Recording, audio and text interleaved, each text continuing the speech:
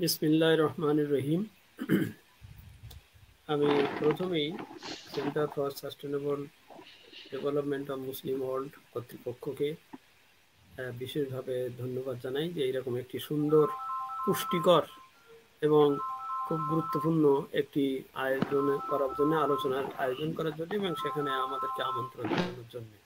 আমি আরও অধীর আগ্রহে অপেক্ষা করছি ডক্টর কবির হাসান সাহেবের বক্তব্য শোনার জন্য। হয়তো আমরা লিঙ্কটা একটু পরে পাবো, কারণ এটি আমাদের সম্মেলনের জন্য, এই আলোচনার জন্য একটি গুরুত্বপূর্ণ সংযোজন হবে। মহতারাম সভাপতি, প্রধান অতিথি, বিজ্ঞ মডারেটর, আলোচকবৃন্দ, বিশেষ করে ব্রুনাই থেকে আমাদের বন্ধু জনাব নূর রহমান সাহেব যোগ দিয়েছেন। এরা সবাই বাইরের থেকে অনেক সময় কষ্ট করে এখানে আছেন, এবং আরও অন্যান্যরা, বিশেষ করে যারা এইটার সাথে সংযুক্ত আছেন দেশে এবং বিদেশে, আমি সকলের প্রতি বিশেষ মোবারকবাদ জানাই এবং কৃতজ্ঞতা জানাই। অ্যাকচুয়ালি শরিয়া ব্যাংকিং বা এই যে আমরা গ্রিন ব্যাংকিং, দুটো বিষয় নিয়ে যে আলোচনা করছি, এই দুটোর ভিতরে একটি আন্তঃসম্পর্ক কিন্তু রয়ে গেছে। রসুল খোদা সাল্লাল্লাহু আলাইহি ইসলামের যে হাদিস, কোরআনের যে বাণী, সেখানে কিন্তু সেই 1400 বছর আগে বা তারও আগের থেকেই এটা কিন্তু স্পষ্ট যে খুব ক্লিন ব্যবসা। এই যে সুদকে জানানো হলো, বন্ধ ঘোষণা করা হলো বা বলা হলো, অভিসম্পাদ জানানো হলো, এই সুদি কারবারের মধ্যেই হচ্ছে অমানবিকতা, নানান ধরনের লোভের একটা উপস্থিতি এবং প্রকৃতি ধ্বংসকারী নানান ধরনের মূল্যবোধ। আমরা সাধারণত প্রকৃতি ধ্বংস মানে শুধু গাছ কাটা এবং কিছু অন্যান্য বিষয়কে বুঝি, তা কিন্তু নয়। কোরআনের ব্যাখ্যা বা বক্তব্যগুলো কিন্তু একটু বিস্তৃতভাবে, নানানভাবে এটা বলা।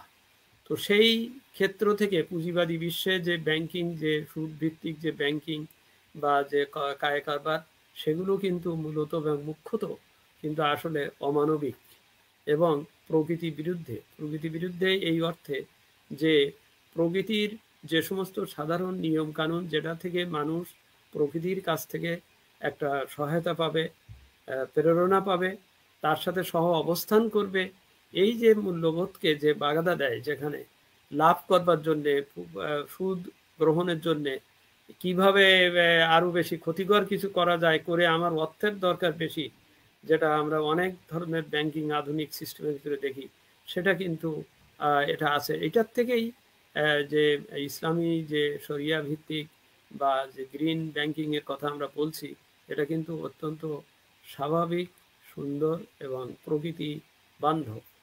সূরা আর রহমানের আপনার 3-4 নম্বর আয়াতে আপনি দেখেন, বলছেন, আল্লাহ নিজেই বলছেন, আল আল কামারু আল আল আল নাজমু সাজারু ইয়াজুদান। খুব স্পষ্ট যে নক্ষত্ররাজি এবং বৃক্ষ আল্লাহকে সেজদা করে। এ কথার ভিতর কিন্তু অনেক অনেক কিছু উপলব্ধির বিষয় আছে। এই যে বৃক্ষ পাশে দাঁড়িয়ে আছে, আমি মনে করছি ওটা বোধহয় শুধু একটু গাছ, সেও কিন্তু আল্লাহকে সিজদা করে। এখান থেকেই বোঝা যাবে যে এই প্রকৃতি, সে মানুষেরই সহযাত্রী, আল্লাহর সে সেজদা করে, এবং এটা তাহলে তার জন্য কত গুরুত্বপূর্ণ। নম চমস্কি, যিনি 90-এর বেশি তার বয়স, তিনি এখন আইসোলেশনে আছেন, প্রায় আইসোলেশনে থাকেন আমেরিকায়। তিনি কিন্তু একটা কথা খুব স্পষ্ট করে 23শে এপ্রিল একটা ইন্টারভিউ দিতে যে বলেছেন যে এই যে করোনা, এটা তো এসছে, এটাকে ফেস করা হচ্ছে, এর সাথে অনেক রাজনৈতিক দুরভিসন্ধি আছে। তিনি বলেছেন, তিনি অনেক সময় কথা রেখে ঢেকে বলেন না, স্পষ্ট করেই বলেন। কিন্তু তিনি সেখানে আরেকটা কথা বলেছেন যে এই করোনার পরে মানুষের সামনে কিন্তু সবচেয়ে বড় চ্যালেঞ্জ হবে প্রাকৃতিক দুর্যোগ বা প্রাকৃতিক যে যে যে যে ক্ষতির যে বিষয়গুলো, সেটি কিন্তু সামনে আসছে। সেটা করার পরে, সেটা টিকে থাকার পরে মানুষের সর্বশেষ ধ্বংসের কারণ হবে তার পারমাণবিক অস্ত্র। এবং সে নিজেই বিজ্ঞানের এই এর দ্বারা প্রভোক্ট হয়ে সে অনেক ধরনের ক্ষতির পথে যাবে। ঠিক যে সময় আমরা প্রকৃতির এই ক্ষতির কথাগুলো ভাবছি, যেটা আমাদের সভ্যতাকে সত্যি ধ্বংস করে দেওয়ার পথে আছে, সেই সময় এই গ্রিন ব্যাংকিং, শরিয়া ভিত্তিক ব্যাংকিংয়ের যথেষ্ট যৌক্তিকতা, যথার্থতা এটা কিন্তু স্পষ্টভাবে উঠে আসে। আমরা চট্টগ্রাম স্টক এক্সচেঞ্জে আমি চেয়ারম্যান ছিলাম প্রথম ডিমিটিলাইজ বোর্ডের। আমরা কিন্তু সেই সময় আমরা একটা শরিয়া ইন্ডেক্স তৈরি করেছিলাম, SI, Dhaka stock exchange, Chittagong stock exchange. সেই শরিয়া ইন্ডেক্সের ভিতরে আমরা সেই সব কোম্পানিকে রেখেছিলাম যারা কোনো প্রকার ক্ষতিকারক কোনো ব্যবসা বাণিজ্য করে না, যারা শরিয়া ভিত্তিক চলে, যে সমস্ত প্রতিষ্ঠান এই বিষয়গুলোকে বিশেষভাবে গুরুত্ব দেয়, সেই সব 30টা কোম্পানিকে আমরা এই সিএ মানে শরিয়া ইন্ডেক্সের ভিতরে আমরা এনেছিলাম, এবং এগুলো কখনো কখনো এটার সংখ্যা বাড়ছে কমছে ইত্যাদি। অর্থাৎ একথা বলতে চাওয়াও হয়েছে যে সেই সমস্ত কোম্পানি, সেই সমস্ত ব্যাংকিং প্রতিষ্ঠান, আর্থিক প্রতিষ্ঠান যারা শরিয়া ভিত্তিক, এবং সবচেয়ে বড় কথা তার ভিতরে যেন মানবতার সুযোগ সুবিধা, তার সহজীকরণ, তারপরে তার বিশ্বাস আস্থা। আমাদের ইসলামিক ব্যাংকের এডিশনাল ম্যানেজিং ডাইরেক্টর খুব স্পষ্ট বলে গেলেন যে এই দুর্দিনের সময়েও, এই ব্যাংকিং ব্যবস্থার এই সাধারণ সংকটকালীন সময়েও তারা সবচাইতে বেশি তারা ডিপোজিট সংগ্রহ করেছেন, তারা কি বলে রেমিটেন্স পেয়েছেন। এটার অর্থ এই বোঝাচ্ছে মানুষ কিন্তু বুঝতে পারছে, উপলব্ধিতে আসছে যে আসলে এই ক্লিন ব্যাংকিং, যেটা ফিনটেক বললেন আমাদের সাইফুল খালেদ সাহেব, এই যে ব্যাংকিংগুলো, এই বিষয়গুলো কিন্তু এখন কিন্তু উঠে আসছে, কারণ এটা আসতে হবে।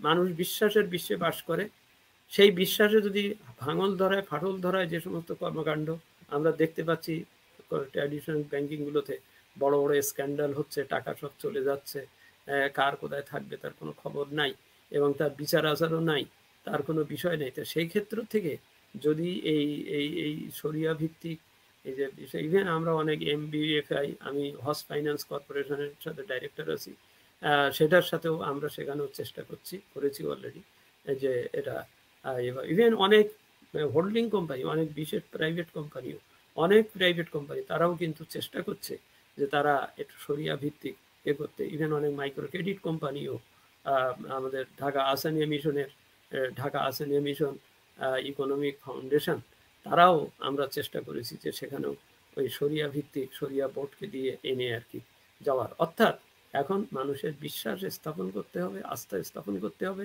এবং এই আয় ব্যয় থেকে যেন একটা বরকত আসে।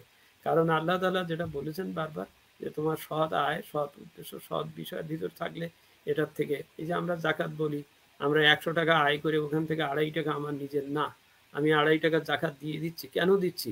যে এই 2.5 টাকা দিলেই আমার 97.5 টাকা আমার ক্লিন হবে, পরিষ্কার হবে, এবং দিলেই এই 2.5 টাকা আমার জন্য বরকতময় হবে, এবং এটা আমার অন্যান্য আয়কে, তার যত ত্রুটি বিচ্যুতি আছে সেগুলোকে ক্লিন করবে।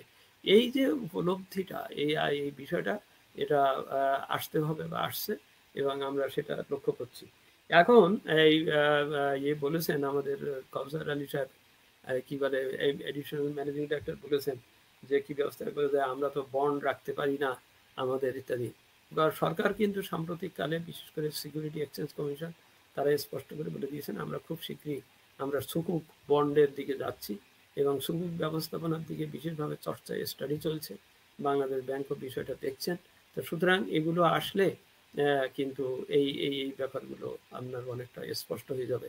এগুলো আসুক আর না আসুক, আমি মনে করি যদি নিয়ত ঠিক থাকে, যদি ঠিক মতন চালানো যায়, এই শরিয়া ভিত্তিক ব্যাংকিং এবং যা চলছে, এটার অগ্রযাত্রা, এটার অগ্রগতি হতেই থাকবে। কারণ এটার পিছনে আল্লাহর একটা বরকত আছে, এবং একটা মানুষের আস্থার একটা বিষয় আছে। বিশ্বে যত আস্থার অনাস্থার সৃষ্টি হচ্ছে, তত কিন্তু মানুষের মধ্যে এই চেতনা জাগ্রত হচ্ছে যে কিভাবে গেলে, কোথায় গেলে এই বিষয়গুলো আমার অর্থের আরো নিরাপত্তা নিশ্চিত হবে। তো সুতরাং সেই সবগুলো মনে করি আমাদের দেশে ইসলামিক ব্যাংকিং এর অ্যাক্টের কথা বলেছেন, এই দাবি আস্তে আস্তে আরো বেশি উঠছে, এবং আমি মনে করি একদিন এগুলো হবে, এবং আমরা সেগুলো চিন্তার ভিতরে থাকবো। আমি আবার অধীর আগ্রহে কবির সাহেবের বক্তব্য শোনার জন্য, এবং আমাদের মোজাহিদ ভাই তো এখন এসে পৌঁছাননি, তাদের বক্তব্য শোনার জন্য আমি কিন্তু সে প্রথম থেকেই আসি, এই কারণেই যে এই আলোচনার ভিতর থেকে আমি নিজে খুব ঋদ্ধ হচ্ছি এবং উপকৃত হচ্ছি।